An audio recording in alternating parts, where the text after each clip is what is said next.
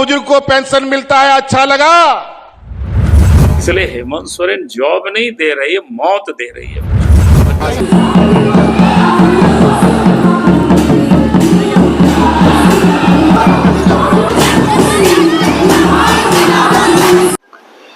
झारखंड विधानसभा 2024 के चुनाव में कोल्हान भरोसे बीजेपी झारखंड की सत्ता पर काबिज होने की कोशिश में है, तो वहीं झारखंड मुक्ति मोर्चा इस प्रयास को विफल करने में जुट गया है। 2019 के विधानसभा चुनाव में कोल्हान से बीजेपी को एक भी सीट नहीं मिली थी। कोल्हान में कुल 14 विधानसभा की सीटें हैं। 11 सीटों पर झारखंड मुक्ति मोर्चा की जीत हुई थी, 2 पर कांग्रेस ने विजय पताका फहराया था, तो 1 पर निर्दलीय सरयू राय जीते थे। इधर बीजेपी ने चुनाव से पहले चंपाई सोरेन को पार्टी में शामिल कर कोल्हान में सनमरी करने की कोशिश में लगी है। चंपाई सोरेन को भाजपा में जाने के बाद मुख्यमंत्री हेमंत सोरेन ने कोल्हान को संभालने में जी जान से जुटे हुए हैं। यह बात भी सच है कि झारखंड मुक्ति मोर्चा को इस बात का एहसास पहले हो गया था कि चंपाई सोरेन बीजेपी में जा सकते हैं। उससे पहले मुख्यमंत्री हेमंत सोरेन ने कोल्हान में क्राइसिस मैनेजमेंट शुरू कर दी थी ताकि वोटों का बिखराव नहीं हो सके। इसलिए रहे हैं कि हम लोग को झारखंड को बचाना है, झारखंड के लोगों को जो जल जंगल जमीन जो लूट रहा है उसको बचाना है, इसके लिए हम सब आगे आए। आपने कहा कि नारी का अपमान हो रहा है, उनका कहना है कि मैया योजना के तहत यहाँ के महिलाओं को कहीं ना कहीं फायदा हो रहा है।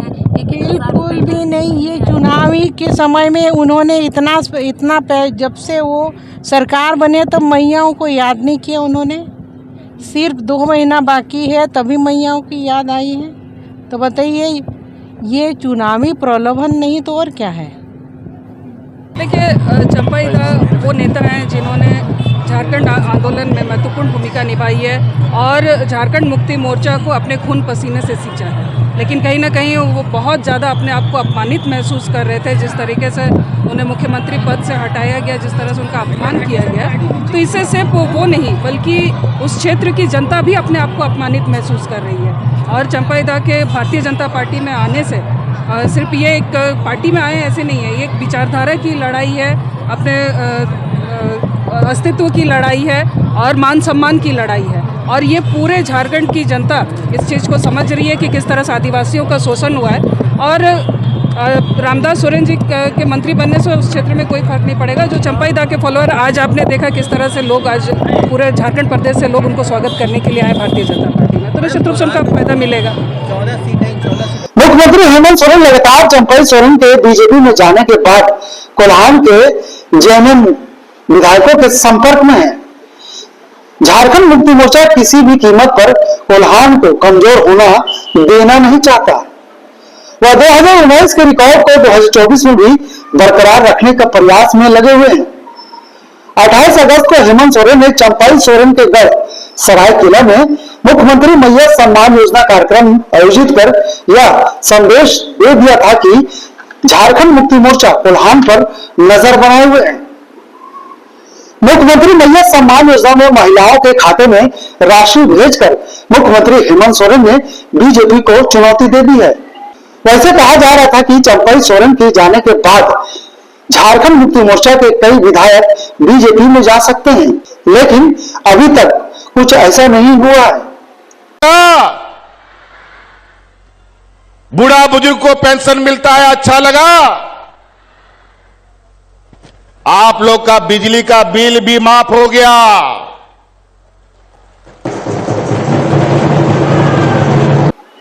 वैसे 2024 के विधानसभा चुनाव को लेकर झारखंड पर बीजेपी की पैनी नजर है। यही वजह है कि बीजेपी की राजनीतिक गतिविधियां तेज हो गई है। झारखंड की राजनीति और विकास योजना केंद्र में आ गया है। वंदे भारत ट्रेन को हरी झंडी दिखाने के लिए 15 सितंबर को प्रधानमंत्री नरेंद्र मोदी जमशेदपुर पहुंच रहे हैं। इसके अलावा अगला सप्ताह केंद्रीय मंत्री अमित शाह का भी झारखंड दौरा हो सकता है।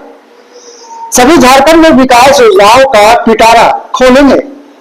प्रधानमंत्री और गृह मंत्री के दौरे को लेकर जिला प्रशासन और प्रदेश बीजेपी की ओर से अलग अलग तैयारियां शुरू कर दी गई है।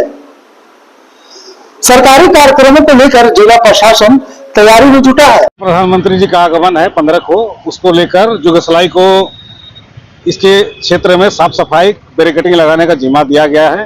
वहीं पार्टी की सभा को लेकर प्रदेश बीजेपी की ओर से तैयारी भी शुरू की जा रही है।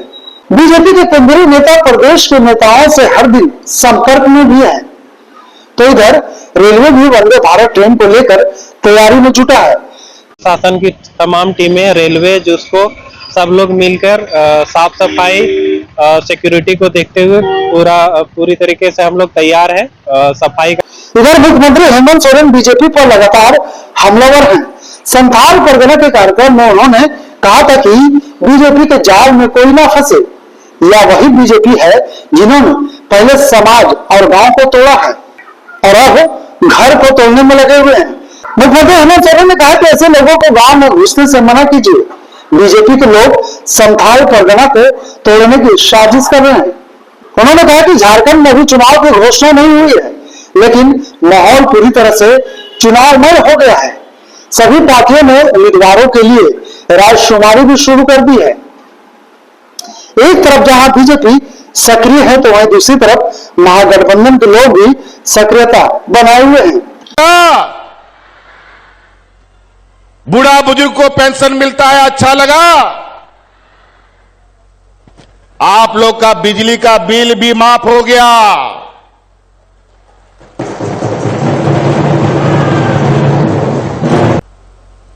आपका ये भाई, आपका ये बेटा, हमने संकल्प लिया है कि जब तक हम गांव को मजबूत नहीं करेंगे, इस राज को मजबूत कभी नहीं किया जा सकता है। इसलिए मेरा पहले गांव मजबूत होगा, फिर शहर मजबूत होगा।